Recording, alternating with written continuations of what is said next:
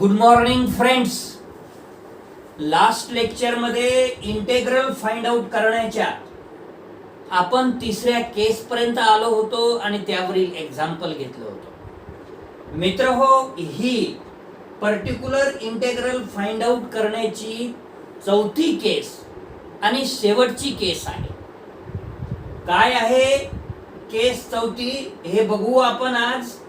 आणि आज आपला पार्शियल डिफरन्शियल इक्वेशनचा लेक्चर नंबर 53 सुरू आहे. आपण आतापर्यंत ज्या 3 केसेस बघितल्या त्यालाही थोडंसं रिकॉल करून घेऊ आणि ही शेवटची केस फार महत्वाची आहे हेही आज आपण बघणार आहे. पहिली केस आपण काय बघितली? 1/f of d, d dash into e to the power ax plus by which is equal to 1/f of a, b into e to the power ax plus by.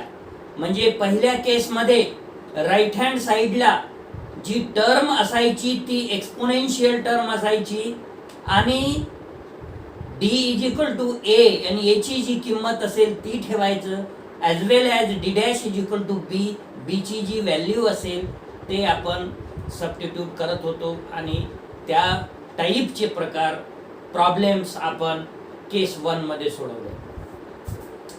Case second मध्ये काय बघितलं मित्र हो आपण? दुसरी केस काय आहे? 1/f of d चा वर्ग d डॅश d डॅश चा वर्ग into sine in bracket ax plus by असो अथवा cos in bracket ax plus by असो.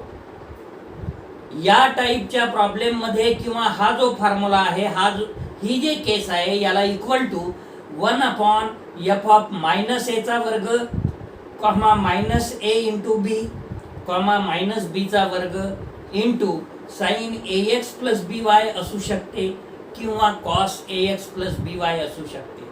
इथं तुम्हाला मी वारंवार सांगितलं की d चा वर्ग is equal to minus a चा वर्ग मायनस a ब्रॅकेट मध्ये न घेता मायनस a चा वर्ग whatever the value of a. Okay.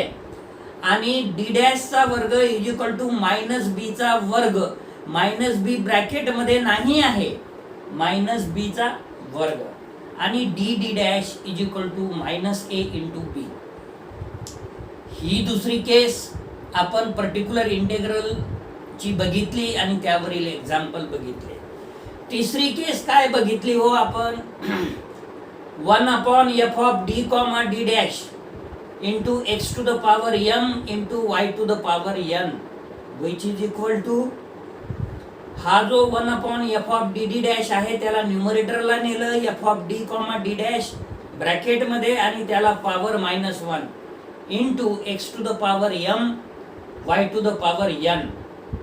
मित्र हो, या टाईप मध्ये पर्टिक्युलर फाइंड आउट करायच्या जे काय f of d, d dash ची व्हॅल्यू असेल म्हणजेच काय it is a polynomial in d and d dash असेल.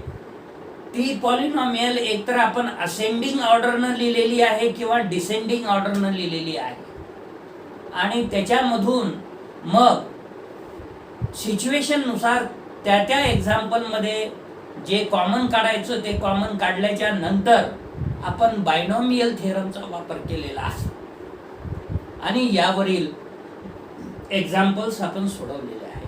मित्र हो, आज आपण लेक्चर नंबर 53 मध्ये शेवटची केस इंटेग्रल म्हणजे पर्टिक्युलर इंटेग्रल काढण्याची शिकणार आहोत. काय आहे हो केस 4? 1/f of d, d dash in bracket e to the power ax plus by into phi of xy of xy which is equal to e to the power ax plus by into 1/f of d plus a, d dash plus b into phi of xy. मित्र हो, पहिल्या केस मध्ये आणि चौथ्या केस मध्ये अजून काय फरक आहे म्हणजे एक्सपोनेन्शियल ची तर टर्म आहेच, त्याच्या ऐवजी अजून ॲडिशनल राईट हँड साइडला phi of xy they are functions of xy. It should be maybe in terms of sin, cos, x, y and so on. तर एक एक्झाम्पल बघू आता. Example 48 on page number 622. Solve d minus 3d dash minus 2 bracket मध्ये त्याचा वर्ग into Z which is equal to 2 times e to the power 2x into sine in bracket y plus 3x.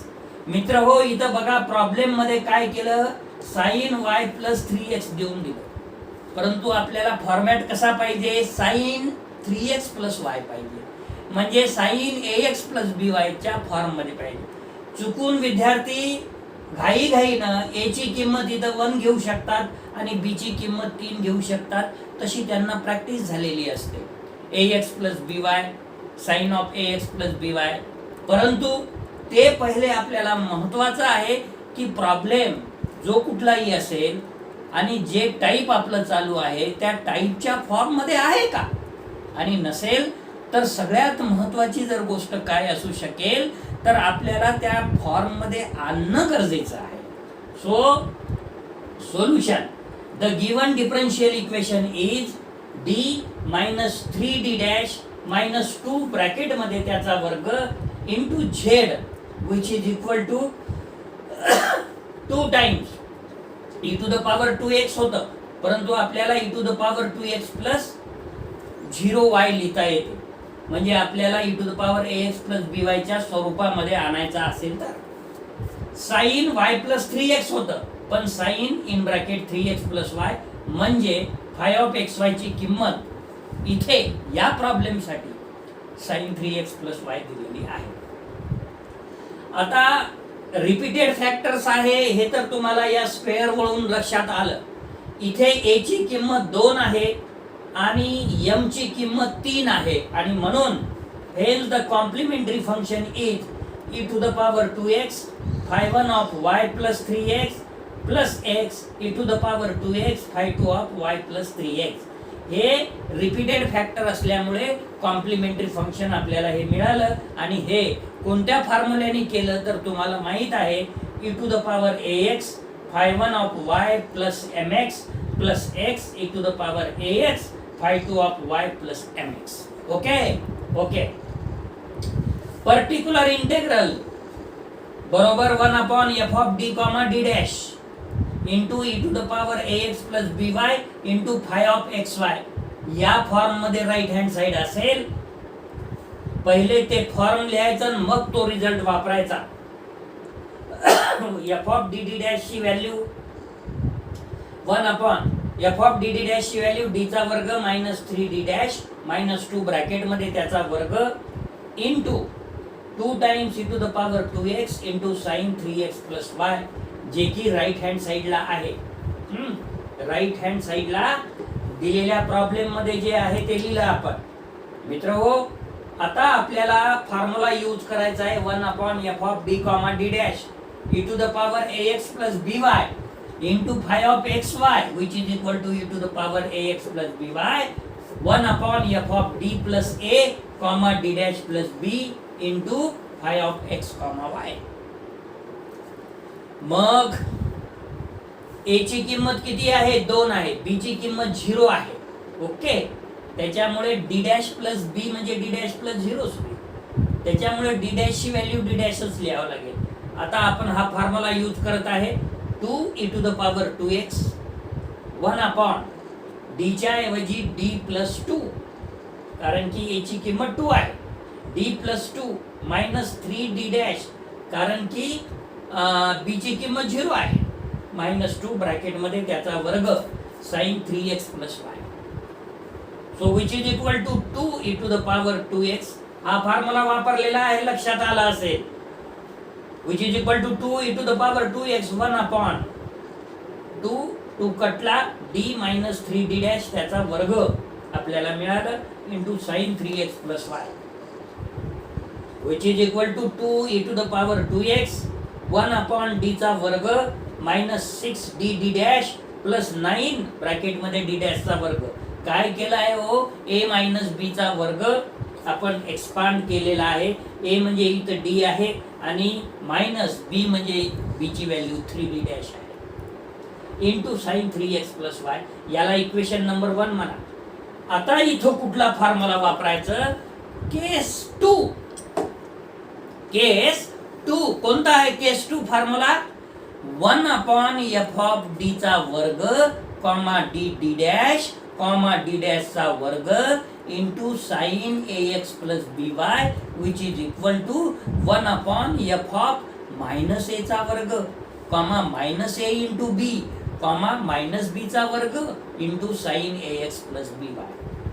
तर मित्र हो, ए ची किंमत 3 आहे, बी ची किंमत 1 आहे, which is equal to 2 e to the power 2x 1 upon -3 चा वर्ग. पुन्हा एक वेळा सांगेल मी, -3 ब्रॅकेट मध्ये करायचं नाही आणि त्याचा वर्ग करायचा नाही. -3 स्क्वेअर -6 इंटू -3 इंटू 1 प्लस 9 -1 चा वर्ग. ब्रॅकेट मध्ये लिहायचा असेल तर तो -1 आणि वर्ग पूर्ण ब्रॅकेट मध्ये लिहायचं, -1 फक्त ब्रॅकेट मध्ये आणि त्याचा वर्ग करायचा नाही. मग आपण इथं केस सेकंड यूज केली, into sine 3x plus y which is equal to 2 e to the power 2x -9 इथं -1 चा वर्ग -1 -9 -9 -18 minus minus plus sign 3 -18 plus 18 म्हणजे डिनॉमिनेटर तर 0 आला हो, साइन 3x प्लस वाय. आणि आपण असे भरपूर एक्झाम्पल घेतले आहे. ॲज डिनॉमिनेटर बिकम 0, जेव्हा जेव्हा डिनॉमिनेटर 0 येते तेव्हा तेव्हा काय झालं? This method is fail. आणि hence if the method is fail then differentiate f of d comma d dash with respect to d and multiplying the expression by x comma we get. आणि तुम्ही आता हे ज्या 2 step सोडवले ना, याचा विचार न करता पुन्हा रिव्हर्स टू बॅक जावं लागेल. का हो? कारण की मेथड फेल झाली ना. ही जे मेथड यूज केली आपण ती फेल झाली, म्हणून इक्वेशन 1 वर आपल्याला आता अप्लाय काय करावं लागेल? जे तुमची F of D D dash ची व्हॅल्यू आहे, काय आहे value? F of D D dash D चा वर्ग -6 D D dash plus 9 bracket मध्ये डी डॅश चा वर्ग, याला डिफरन्शिएट करावं लागेल with respect to D and multiplying the expression 1 by X comma we get. मग ते आपण सगळं खाली लिहिलेलं आहे. Because as denominator becomes 0, hence the method is fail. Hence, if the method is fail, then differentiate denominator f of d d dash with respect to d and multiplying the expression 1 by x comma we get.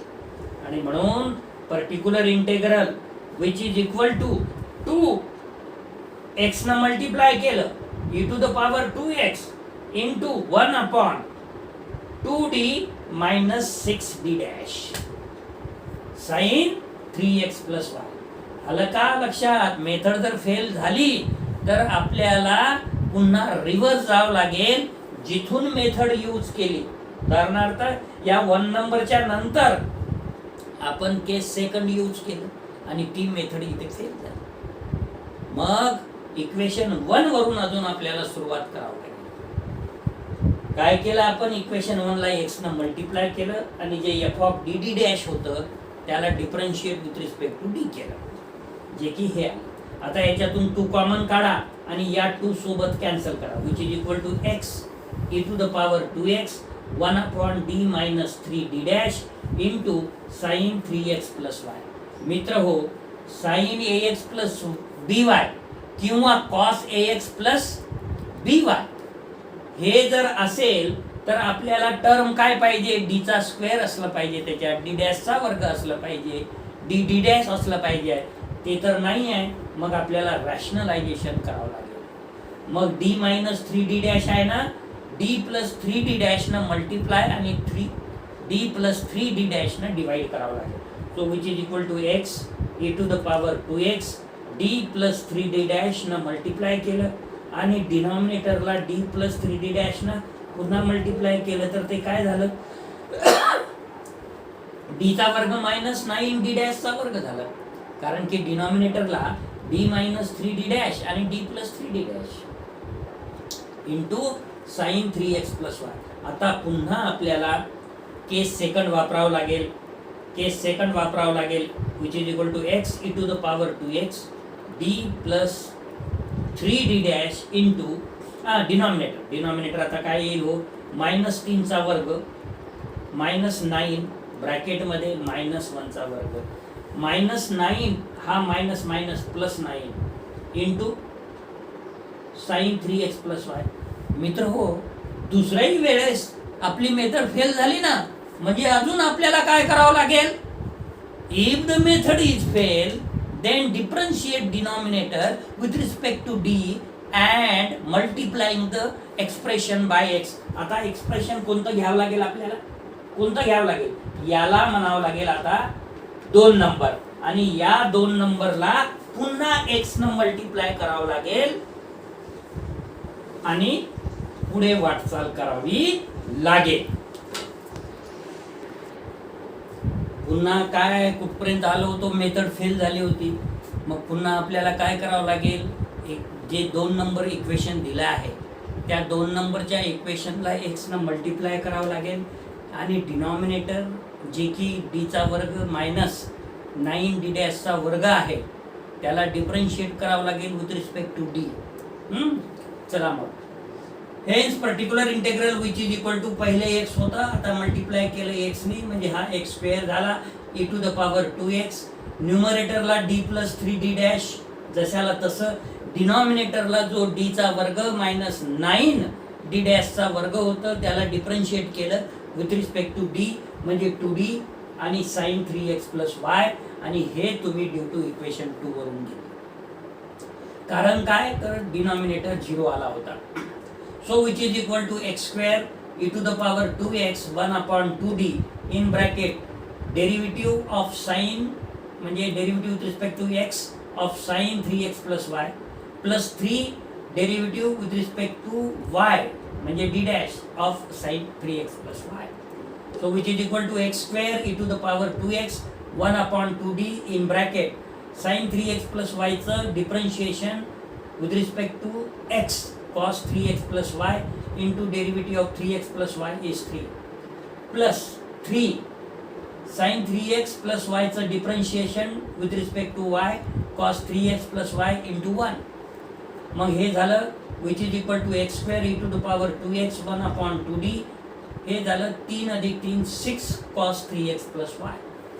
मग याच्यासोबत या 2 सोबत हा 6 कमी झाला which is equal to 3x square e to the power 2x 1 upon d in bracket cos 3x plus y.